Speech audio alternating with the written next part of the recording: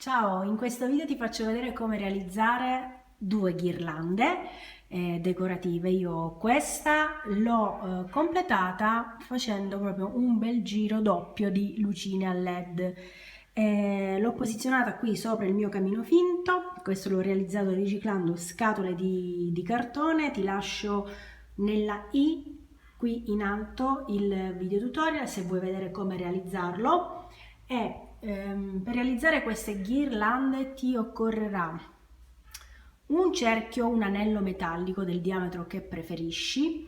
Quelli che ho utilizzato io li avevo presi su Amazon, nell'info box trovi il link di riferimento, ma non sono fondamentali perché volendo puoi utilizzare anche una gruccia, quelle metalliche, e aprirla, oppure semplicemente del fil di ferro, fare un paio di giri e poi rivestirle con queste strisce verdi decorative. Poi ovviamente ho messo un po' di rosso con queste bacche finte, qualche pigna, un po' di frutta essiccata, qualche fustellato di gomma eva glitterata, giusto per spezzare un pochino. Questa è quella che ho realizzato per appunto decorare quest'angolino qui del mio finto camino, mentre questa è quella che ho realizzato per l'esterno, da appenderla insomma fuori dal portone.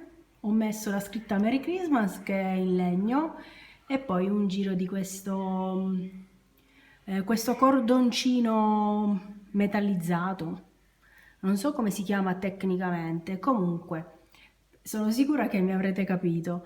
Poi anche della frutta essiccata e un bel fiocchetto, però questa volta in basso, visto che sopra c'è la scritta. Ti lascio allora al breve tutorial, però mi raccomando, se lo rifai e ti va, taggami così posso ricondividerti nelle mie storie di Instagram. Mi trovi sempre con lo stesso nome, Agata Chic e non impegna. E se questi contenuti ti piacciono e ancora non lo hai fatto, iscriviti al mio canale e attiva la campanellina per rimanere sempre aggiornati. Alla prossima, ciao!